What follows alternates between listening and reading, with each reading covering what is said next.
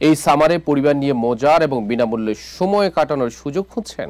তাহলে আপনার জন্য সুখবর। নিউ ইয়র্ক সিটিতে আবারও শুরু হচ্ছে বার্ষিক movies under the stars event, যা শুরু হচ্ছে এই সপ্তাহে।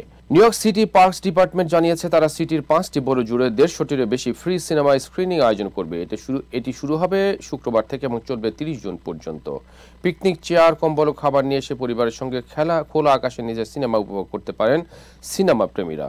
তাদেরকে আহ্বান জানানো হয়েছে ইতিমধ্যে। স্ক্রিনিং তালিকা রয়েছে অস্কার ও গোল্ডেন গ্লোব মনোনীত চলচ্চিত্র উইকেড, পিক্সারের জনপ্রিয় অ্যানিমেটেড ছবি আপ, টয় স্টোরি এবং ইনসাইড আউট 2। পারিবারিক ক্লাসিক্সের মধ্যে রয়েছে কারাটে কিড, দ্য গুনিজ, শ্রেক এবং ডেসপিকেবল মি। প্রাপ্তবয়স্কদের জন্য দেখানো হবে বারবি, মাম্মা মিয়া, ঘোস্টবাস্টার্স, ফ্রোজেন, এম্পায়ার সহ বেশ কিছু জনপ্রিয় সিনেমা।